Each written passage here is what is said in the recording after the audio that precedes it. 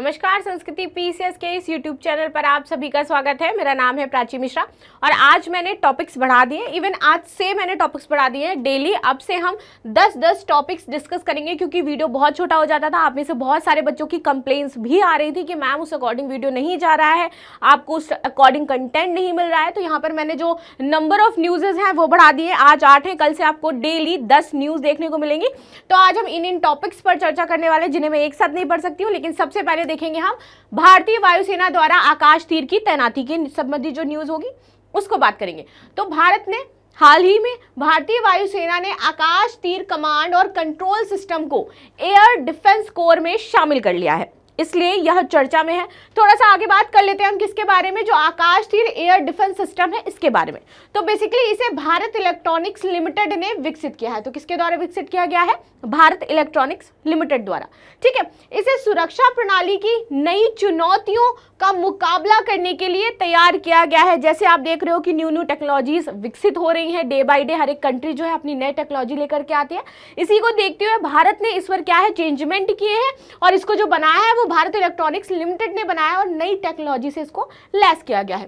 ठीक है, इसका लक्ष्य है नियंत्रण और रिपोर्टिंग प्रक्रियाओं को स्वचालित करके सेना के वायु रक्षा तंत्र को मजबूत करना है। तो बेसिकली ये ध्यान क्या देने वाली है कि नियंत्रण और रिपोर्टिंग जो प्रक्रिया है उनको देखेगी। साथ ही साथ यह रडार और संचारण प्रणालियों को एकीकृत नेटवर्क से भी जोड़ेगी और यह भारतीय वायुसेना को संभावित हवाई खतरों और महत्वपूर्ण जो संपत्तियां हैं, साथ ही साथ जो बुनियादी ढांचे हैं उनकी रक्षा करने में भी मदद करेगी। यानी कि ये रीड कर लेगी जहां पर भी जो प्रॉब्लम्स होने वाली हैं, जहां पर जो रडार्स हैं उनको रीड करके तुरंत बता देगी कि यहाँ पर प्रॉब्लम है एंड हमें इसको क्या है टैकल करना है। ठीक है, यह कम ऊंचाई पर स्थित हवाई क्षेत्र की निगरानी करने के साथ जमीन आधारित वायु रक्षा हथियार प्रणालियों को भी प्रभावी रूप से नियंत्रित करेगा। ठीक है, तो यहां पर इसकी ये क्या है स्पेशलिटीज हैं। आगे बात करेंगे। राकेश मोहन विश्व बैंक आर्थिक सलाहकार पैनल में नियुक्त किए गए हैं। तो इसको हम जानेंगे क्योंकि वर्ल्ड बैंक से रिलेटेड न्यूज है। तो वर्ल्ड बैंक हमारे एग्जाम के लिए ऑफकोर्स इंपॉर्टेंट हो जाता है, इकोनॉमी का सेक्शन हो जाता है। ठीक है, तो चर्चा में क्यों है? क्योंकि राकेश मोहन को विश्व बैंक आर्थिक सलाहकार नियुक्त किया गया है। ठीक है, अब उस पैनल में ये शामिल हो गए हैं। राकेश मोहन वर्तमान में centre for social and economic progress में कार्यरत थे और ये प्रधानमंत्री की आर्थिक सलाहकार परिषद के अंशकालिक सदस्य भी रह चुके हैं। ठीक है, विश्व बैंक का आर्थिक सलाहकार पैनल विश्व बैंक के लिए रणनीतिक मुद्दों पर ध्यान देता है और उससे संबंधित जो भी प्रॉब्लम्स होती हैं, कैसे उनको टैकल करना है, उससे संबंधित क्या योजनाएं बनानी है, इन सारी चीजों पर वह कार्य करता है। ठीक है, चलिए आगे बात कर लेते हैं। विश्व बैंक की तो स्थापना इसकी 1944 में हुई थी। मुख्यालय की मैं बात करूं तो वॉशिंगटन में इसका मुख्यालय यानी कि संयुक्त राज्य अमेरिका में, और इसके अध्यक्ष हैं वर्तमान में अजय बंगा। ठीक है, चलिए आगे बात कर लेते हैं। इसमें हम सतलुज जल विद्युत निगम के बारे में, क्योंकि इसको CIDC विश्वकर्मा पुरस्कार से सम्मानित किया गया है। ठीक है, तो बात कर लेते हैं क्योंकि इसको क्या दिया गया है विश्वकर्मा पुरस्कार। तो SJVN को यह पुरस्कार कॉर्पोरेट सामाजिक उत्तरदायित्व योगदान के लिए प्रदान किया गया है। ठीक है, ये रीजन है जो इनको यह पुरस्कार दिया गया। अब हम बात करेंगे किसकी? सतलुज जल विद्युत निगम की, जो है SJVN शॉर्ट में हम इसको कहते हैं।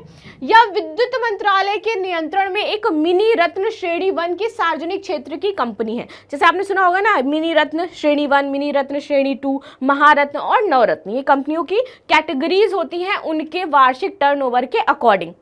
ठीक है, कि जिसका 5 करोड़ से ऊपर का टर्नओवर होगा वो इस श्रेणी में आएगा। ठीक है, जिसका 10 करोड़ से ऊपर का टर्नओवर होगा वो इस श्रेणी में आएगा। तो ऐसी कैटेगरीज डिवाइड करी गई हैं। तो ये जो बेसिकली अभी किस कैटेगरी में आ रही है? मिनी रत्न श्रेणी 1 की कैटेगरी में आ रही है। ठीक है, इसकी स्थापना कब हुई थी? तो 24 मई 1988 को भारत सरकार तथा हिमाचल प्रदेश सरकार ने संयुक्त रूप से मिलकर के इसकी स्थापना करी और यह हिमाचल प्रदेश में भारत के सबसे बड़े यानी कि 1500 मेगावाट क्षमता वाले नागपा झाकड़ी हाइड्रो पावर स्टेशन को संचालित कर रहा है, इसलिए यह इंपॉर्टेंट हो जाता है। ठीक है, चलिए आगे बात कर लेते हैं हम CIDC विश्वकर्मा पुरस्कार की क्या ये पुरस्कार है, कैसे ये प्रदान किया जाता है। तो यह पुरस्कार निर्माण उद्योग विकास परिषद द्वारा प्रदान किया जाता है। ठीक है, यह पुरस्कार राष्ट्र के विकास और सतत विकास में महत्वपूर्ण योगदान देने वाले कार्यों के लिए संगठनों और व्यक्तियों को दिया जाता है। चलिए आगे बात कर लेते हैं, इसमें दुनिया का सबसे शक्तिशाली लेजर कौन सा है, इससे संबंधित क्या न्यूज है। तो हाल ही में रोमानिया ने दुनिया का सबसे शक्तिशाली लेजर विकसित किया है। लेजर का बेसिकली हम यूज कहाँ करते हैं, तो आप मेडिकल में देखते हो लेजर का यूज आजकल ज्यादा होता है, लेजर ट्रीटमेंट होता है, अगर कहीं स्टोन वगैरह निकालना है तो लेजर का प्रयोग किया जाता है। ठीक है, तो आगे बात करते हैं इसी में, यह लेजर रोमानिया की राजधानी बुखारेस्ट के अनुसंधान केंद्र में रखा गया है। ठीक है, यह अनुसंधान केंद्र यूरोपीय संघ के एक्सट्रीम लाइट इंफ्रास्ट्रक्चर परियोजना का क्या है, एक हिस्सा है। इस लेजर में क्या होता है, चिरप्ड पल्स एम्प्लीफिकेशन सीपीए का उपयोग किया गया है। ठीक है, सीपीए का आविष्कार फ्रांस के जेरार्ड मोरे और कनाडा के डोना स्क्रिटलैंड द्वारा किया गया था। यह आविष्कार के लिए उन्हें वर्ष 2018 में भौतिकी में नोबेल पुरस्कार भी दिया गया था और इसी का प्रयोग अब इस लेजर में रोमानिया ने किया है। ठीक है, इसीलिए दुनिया का सबसे शक्तिशाली क्या बन गया है, लेजर बन गया है। बात करेंगे आर्मी मेडिकल कोर का 260वां स्थापना दिवस जो है इसके बारे में। तो हाल ही में आर्मी मेडिकल कोर का 260वां स्थापना दिवस मनाया गया। आर्मी मेडिकल कोर की स्थापना 1764 में की गई थी और यह सभी सेना कर्मियों और उनके परिवारों को चिकित्सा सेवाएं प्रदान करती है। तो आप कहते हो ना कि अगर कोई आर्मी में है तो उनका मेडिकल जो चल रहा है, तो आर्मी मेडिकल जो चिकित्सा है वहां पर उनका कार्य करवाया जा रहा है, कैंसर का इलाज हो रहा है या फिर और भी जो इलाज है वो वहां पे करवाए जा रहे हैं उनके अंतर्गत। ठीक है, एएमसी ने संयुक्त राष्ट्र शांति मिशन तथा मानवीय सहायता एवं आपदा राहत गतिविधियों में उत्कृष्ट प्रदर्शन किया है। आर्मी मेडिकल कोर का जो आदर्श वाक्य है वो क्या है, सर्वे संतु निरामया, जिसका अर्थ है सभी रोग मुक्त हो। ठीक है, चलिए आगे बात कर लेते हैं। भारत दुनिया में डोपिंग उल्लंघन करने वाला शीर्ष देश बन गया है। ये कोई हमारे लिए बहुत अच्छी न्यूज नहीं है, लेकिन यहाँ पर आप देख रहे हो कि दिए गए हैं टॉप 5 कंट्रीज, जिसमें भारत हमारे सबसे ऊपर आ रहा है। इसके बाद South Africa, then Thailand, then USA and then Qatar आ जाता है और हम सबसे ऊपर है। तो विश्व डोपिंग रोधी एजेंसी द्वारा एक रिपोर्ट जारी की गई, जिसमें वर्ष 2022 में दुनिया में डोपिंग मामलों में सबसे अधिक मामले भारत के देखे गए हैं और भारत इससे शीर्ष स्थान पर है। आगे बात कर लेते हैं, डोपिंग का तात्पर्य क्या होता है। तो खेलों में अनुचित लाभ प्राप्त करने के लिए कोई आप एनर्जेटिक इंजेक्शन ले रहे हो या फिर कोई ड्रिंक कंज्यूम कर रहे हो, तो उन वहां पर हम क्या कहते हैं कि ये क्या कर रहे हैं, डोपिंग संबंधी जो कार्य कर रहे हैं, क्योंकि उससे क्या होता है, तुरंत इंस्टेंट एनर्जी आपकी बॉडी को मिलती है और अब ज्यादा अच्छा प्रदर्शन कर पाते हो। तो जो प्रतिबंधित दवाइयां होती हैं, खेल जो मंत्रालय होते हैं या फिर जो खेल ऑर्गेनाइज करवा रहे हैं उनके द्वारा, वो क्या है, खिलाड़ी कंज्यूम कर लेते हैं और जब डोपिंग टेस्ट होता है उसमें पता चल जाता है, तब उनको प्रतिबंधित भी कर दिया जाता है कई वर्षों तक। ठीक है, 1 जनवरी 2022 से 31 दिसंबर 2022 तक भारतीय एथलीटों के मूत्र, रक्त और सूखे रक्त धब्बे सहित 3865 नमूनों का परीक्षण किया गया। ठीक है, भारतीय नमूनों में 100 से अधिक सकारात्मक परिणाम भी देखे गए हैं और यह परीक्षण किए गए कुल नमूनों में से 3.2% जो नमूने रहे हैं वो सकारात्मक रहे हैं। किसमें से, आपके 3865 मामलों में से।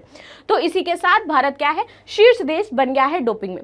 विश्व डोपिंग रोधी एजेंसी की यदि बात की जाए तो वर्ष 1999 में इसकी स्थापना की गई थी। मुख्यालय इसका मॉन्ट्रियल कनाडा में है।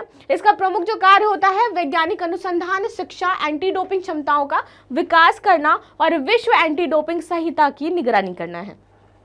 आगे बात करते हैं, नजमी वजीरी दिल्ली वन संरक्षण समिति के प्रमुख बन गए हैं। इनकी बात करें तो हाल ही में नजमी वजीरी को दिल्ली वन संरक्षण समिति का क्या बनाया गया है, प्रमुख बनाया गया है। ठीक है, नजमी वजीरी दिल्ली के ग्रीन जज के रूप में प्रसिद्ध हैं और न्यायाधीश रहते हुए उन्होंने दिल्ली के हरित आवरण को बढ़ाने के लिए कई महत्वपूर्ण निर्णय भी लिए हैं। ठीक है, अभी आप देखोगे हरियाणा ने एक स्कीम चलाई थी जहां पर वो क्या कह रहे थे कि जो भी किसान यदि अपनी फसलों से हट करके पेड़ों को बढ़ावा देंगे, पेड़ लगाएंगे, तो उनको सरकार क्या करने वाली है, पेंशन प्रदान करने वाली है। तो यानी इस टाइम गवर्नमेंट क्या कर रही है कि वन जो क्षेत्र है उनको विकसित करना, पर्यावरण को ध्यान में रख करके योजनाएं बनाना, नीतियां बनाना, क्योंकि बहुत ही ज्यादा महत्वपूर्ण है। अभी जस्ट 2-3 घंटे पहले की न्यूज है कि क्या किया गया है, लद्दाख के लेह में धारा 144 लगा दी गई। रीजन क्या था धारा 144 लगाने का, कि जो सोनम वांगचुक थे वो 7 अप्रैल को एक रैली निकालने वाले थे चांगथांग से। तो इसी वजह से सरकार ने क्या किया, लेह में क्या लगा दिया है, धारा 144, यानी कि इसके तहत अब कोई भी 4 व्यक्ति एक साथ खड़े होकर के बात नहीं कर सकते हैं। अनावश्यक कार्य यदि है कोई बिना किसी कार्य के वो बाहर नहीं निकल सकते हैं। असला या फिर साथ में अपना कोई भी इस तरीके का जो सामान है वो एक जगह से दूसरी जगह पर नहीं ले जा सकते। अगर ऐसा करते हैं तो सरकार क्या करेगी, उन पर कार्यवाही करेगी। ठीक है, धारा 144 के बारे में थोड़ा सा आपको बता दूं कि ये 6 महीने से ज़्यादा नहीं लगाई जा सकती है और इसके लिए जिलाधिकारी की परमिशन चाहिए होती है, तभी ये धारा 144 लगाई जाएगी। वैसे मिनिमम क्या होता है आपके 2 महीने या 3 महीने, बस, इससे ज़्यादा नहीं। चलिए आगे बात कर लेते हैं राष्ट्रीय राजधानी क्षेत्र दिल्ली में वनों के बारे में। तो दिल्ली में वन विभाग के अनुसार दिल्ली में कुल जो वन दर्जा क्षेत्र है वो 85 वर्ग किलोमीटर है मात्र। ठीक है, यह दिल्ली के भौगोलिक क्षेत्र का कितना है, 5.73% है, जिसमें आरक्षित वन 91.76 और संरक्षित वन सिर्फ कितने हैं, 8.24% है। ठीक है, तो यहाँ पर ये स्थिति बताई गई है कि दिल्ली में वनों की स्थिति क्या है। चलिए आगे बात करते हैं डिजिटल स्वास्थ्य प्रमोटर साराह के बारे में कि क्या है ये। तो हाल ही में विश्व स्वास्थ्य संगठन यानी कि WHO ने डिजिटल स्वास्थ्य प्रमोटर साराह को लॉन्च किया है। इसका पूरा नाम यदि मैं बात करूं तो smart AI resource assistant for health assistance, यानी कि ये क्या करेगा, अगर आपको हेल्थ से रिलेटेड कोई भी क्वेरी है तो क्योंकि ये एक AI है तो ये आपको उससे रिलेटेड जो भी असिस्टेंस आपको चाहिए, कौन सी दवाई खानी है, कैसे रहना है, कैसे प्रिकॉशंस क्या क्या लेने हैं, तो ये सारे कार्य आपके ये कर देगी। ठीक है, तो इसे शोल मशीन्स बायोलॉजिकल AI के सहयोग से विकसित किया गया है। यह स्वास्थ्य संबंधी समस्याओं के बारे में 24 घंटे आपको जानकारी प्रदान करेगा और यह 8 भाषाओं में आपसे बात कर सकती है। ठीक है, तो ये इंपॉर्टेंट हो जाता है, इसको जरूर याद रखिएगा, क्योंकि हेल्थ सेक्टर में AI से रिलेटेड कोई अगर क्लोन, जैसे अभी आपने देखा कि AI टीचर लॉन्च हुई ओडिशा में, ठीक है, हमने उसके बारे में जाना, आपने AI एंकर जान लिया, लेकिन अभी क्या है, ये एक AI स्वास्थ्य इंस्ट्रक्टर है एक तरीके से, जो आपको स्वास्थ्य रिलेटेड जानकारी देगी, तो ये आपके एग्जाम के लिए इंपॉर्टेंट हो जाता है। यह निम्नलिखित कार्य करने में सक्षम है, ऑन टाइम आपको उत्तर देगा जो भी आपको जानकारी चाहिए, और यह व्यक्तिगत बातचीत में भी शामिल होगा। अगर इससे बात करना चाहते हैं तो भी आप इससे बात कर सकते हैं। ठीक है, उद्देश्य स्वास्थ्य आदतों और मानसिक स्वास्थ्य सहित, कई बार ऐसा होता है जब हम मेंटली बहुत प्रेशराइज हो जाते हैं तो कोई नहीं होता हमारे पास बात करने के लिए, उस स्थिति में ये आपसे बात करेगी, आपकी समस्याएं सुनेगी, आपको उसका निदान देगी। ठीक है, और गंभीर विषयों पर उपयोगकर्ताओं को शिक्षित भी करेगी। यह लोगों को कैंसर, हृदय रोग, फेफड़ों की बीमारी, मधुमेह जैसी बीमारियां जो होती हैं उनके प्रति जानकारी देगा, और तंबाकू छोड़ने, स्वास्थ्य आहार और तनाव मुक्त रहने के बारे में आपको नवीनतम जो उपाय हैं उन तक मदद भी पहुंचाएगा और बताएगा भी। ठीक है, आगे बात करते हैं विश्व स्वास्थ्य संगठन के बारे में। तो संयुक्त राष्ट्र की एक विशेषज्ञ एजेंसी है। ठीक है, इसकी स्थापना 1948 में हुई थी, मुख्यालय इसका जिनेवा स्विट्जरलैंड में है। यह एक अंतर सरकारी संगठन है जो सदस्य देशों के स्वास्थ्य मंत्रालयों के माध्यम से उनके साथ मिलकर के कार्य करती है। ठीक है, तो आज हो गया हमारी न्यूज़ का। लास्ट में हमारा क्वेश्चन है, देख लेते हैं क्या है, कि सतलुज जल विद्युत निगम SJVN की स्थापना किस वर्ष हुई थी? वर्ष 1980, वर्ष 1982, 1988 और 1998। ठीक है, तो यहाँ पर दिए गए हैं सन, कमेंट में आंसर ज़रूर दीजिएगा, और कोई आपकी सलाह हो तो ज़रूर बताइएगा ताकि मैं इसमें थोड़ा सा इंक्रीज़ कर पाऊँ, इसको अच्छा कर पाऊँ, और कमेंट में आंसर ज़रूर दिया करिए। मिलते हैं नेक्स्ट क्लास में, तब तक के लिए धन्यवाद। लाइक शेयर सब्सक्राइब करना बिल्कुल भी ना भूलें।